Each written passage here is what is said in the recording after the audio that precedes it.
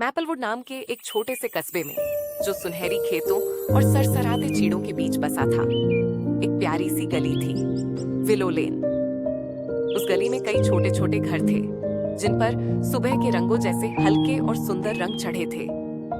उन्हीं में से एक घर, जिसके दरवाजे पर लैवेंडर रंग था और बगीचे में सूरजमुखी खिले रहते थे, एमा रिवर्स का था। एमा को लोग उसके दिल की अच्छाई के लिए जानते थे, दिल के मामलों की समझ के लिए नहीं। बचपन से ही एमा को लगता था कि वह साधारण है।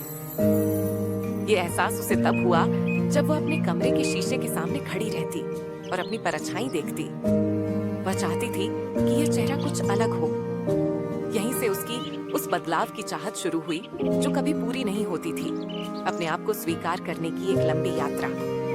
वह अपने दिन बच्चों को कम्युनिटी सेंटर में कला सिखाने में बिताती। यह काम उसे बेहद पसंद था, लेकिन बच्चों की मासूम हंसी भी उसके मन से आत्मसंदेह को पूरी तरह नहीं भगा पाती थी। एमा अपनी असुरक्षाओं को ऐसे ओढ़े रहती थी जैसे कोई पुराना कोट, इतना भारी नहीं कि उसे रोक दे, लेकिन इतना जरूर कि मन में ठंडी हवा सी लगती रहे। एक हल्की हवा वाले दोपहर में, जब वह अपनी कक्षा के लिए सामान सजा रही थी, एक छोटी बच्ची लिली उसके पास आई। मिस रिवर्स, क्या आप जादू में विश्वास करती हैं? लिली ने उत्सुकता से पूछा। एमा मुस्कुराई। किस तरह का जादू लिली? वो जादू जो सब कुछ ठीक कर देता है, लिली ने कहा और एक क्रेयॉन चित्र दिखाया।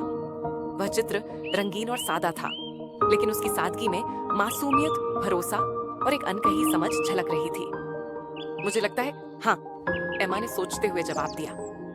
उस शाम एमा घर लौटी और शीशे के सामने खड़ी हो गई। हाथ में लिली का चित्र था, वही चेहरा जो सालों से देख रही थी, लेकिन आज उसे एक अजीब सा अपनापन महसूस हुआ। शायद उसने सोचा, जादू का मतलब खुद को बदलना नहीं, बल्कि खुद को सही मायने में देखना है। उसने ठान लिया कि अब हर रात वह शीशे के सामने खड़ी होकर खुद से प्यार भरे शब्द कहेगी। शुरुआत में यह अजनबी सा लगा, जैसे कोई नई भाषा सीख रही हो और हर तारीफ उसके गले में अटक जाती। लेकिन धीरे धीरे वे शब्द झूठ नहीं, सच्चाई लगने लगे। उसकी कला की कक्षाओं में भी यह बदलाव दिखने लगा। एमा ज्यादा खुली, ज्यादा चमकीली हो गई, बिल्कुल लिली के चित्र की तरह। बच्चे ज्यादा चित्र बनाने लगे, ज्यादा रंग भरने लगे और खुलकर हंसने लगे। उसका आत्मविश्वास एक छोटे से कंकड़ की तरह था, जो पानी में गिरकर लहरें फैलाता है, जो हर किसी के दिल को छू जाती थी। महीने बीतते गए और एमा ने एक गहरी सच्चाई खोज ली।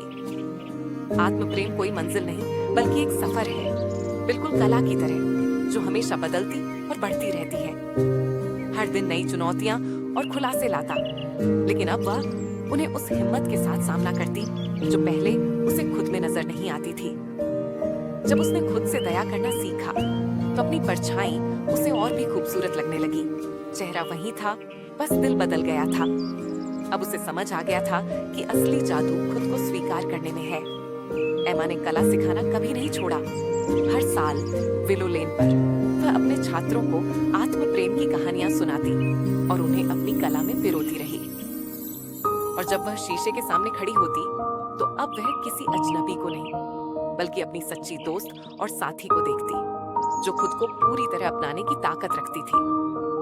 उसके सूरजमुखी से भरे बगीचे के बीच लैवेंडर दरवाजे पर एक छोटा सा संदेश उकेरा था। अपने भीतर के जादू पर विश्वास करो,